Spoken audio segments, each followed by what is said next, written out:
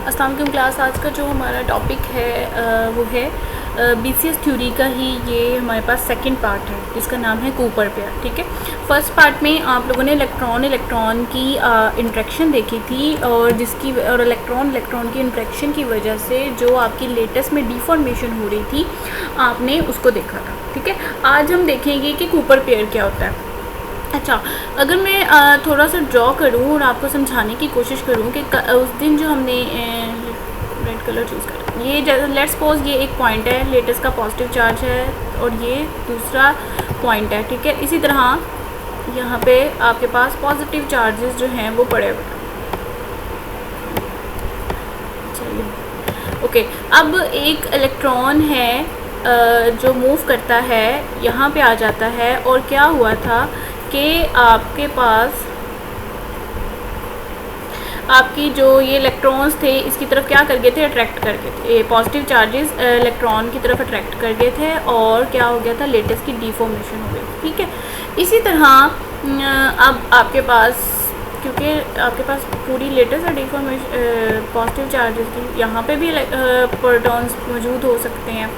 अच्छा, हुआ क्या कि एक इलेक्ट्रॉन ने डिफॉर्मेशन प्रोड्यूस की यहाँ पर और उसके बाद में जो दूसरा इलेक्ट्रॉन आया, ठीक है, उसका इंटरेक्शन हुई इसके साथ। ठीक है, इस इलेक्ट्रॉन के साथ इंटरेक्शन हुई और उसको, इस इलेक्ट्रॉन को, ये जो सेकंड नंबर पे इलेक्ट्रॉन हमारे पास है, उस इलेक्ट्रॉन को जो दूसरे इस इलेक्ट्रॉन के साथ जो है ना ये पूरे जो फोनोन बना था ना हमारे पास, पूरी एक जो कॉन्ट्रैक्ट हो जाते हैं एक दूसरे के करीब, अट्रैक्टिव फोर्सेस आ जाती हैं कूलम्स लॉ से।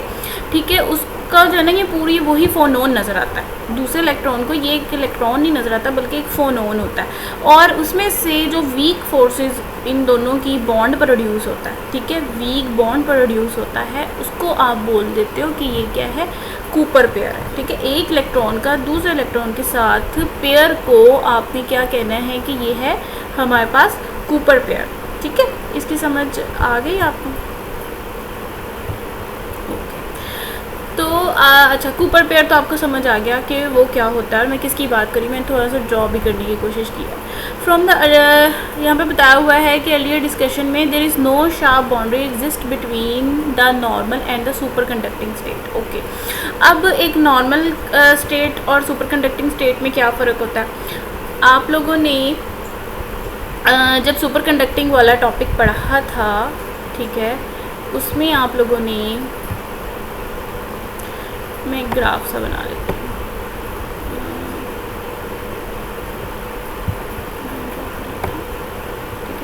एरोस बन रहे हैं। अच्छा, एक ये ग्राफ के लिए ही बना रही हूँ। ठीक है, लेट्स सपोज ये एक ग्राफ बन गया हमारा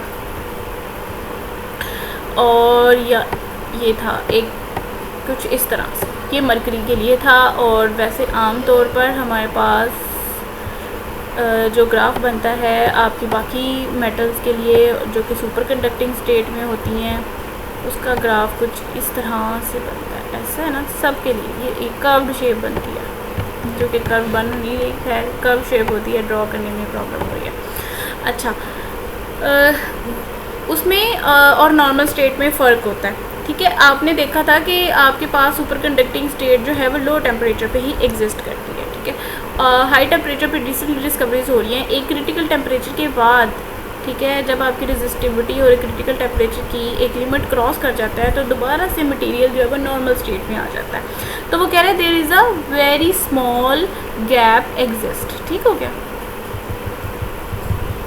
ओके, ये सब इस चीज़ की आप लोगों को समझ आ गई। In fact they are separated by the energy gap. कहते हैं कितनी थोड़ी सी एनर्जी होती है, वो कितनी एनर्जी होती है, वो है हमारे पास 10⁻⁻⁴ इलेक्ट्रॉन। ये वाला एनर्जी डिफरेंस एग्जिस्ट करता है एक नॉर्मल स्टेट में और एक सुपर कंडक्टिंग स्टेट में। In order to understand the mechanism of Cooper pair formation let us consider the distribution of electron in metals at absolute zero. और अच्छा, अब कहते हैं आपने कूपर पेयर की फॉर्मेशन को समझने के लिए डिस्ट्रीब्यूशन को समझें, और डिस्ट्रीब्यूशन को समझने के लिए हम लोगों ने आपका जो ये सॉलिड स्टेट 1 में टॉपिक स्टार्ट्स हुए थे तब हमने फर्मी डायरेक्ट डिस्ट्रीब्यूशन पढ़ी थी। ठीक है, उसमें आप लोगों ने ये फार्मूला पढ़ा हुआ। ये फर्मी साइंटिस्ट नहीं हमें जो है कैलकुलेशंस करके उसने ये फार्मूला दिया था और ये हमने डायरेक्ट ही याद किया हुआ है। ये किस टेम्परेचर पे है? 0 केल्विन पे, एब्सोल्यूट टेम्परेचर पे है।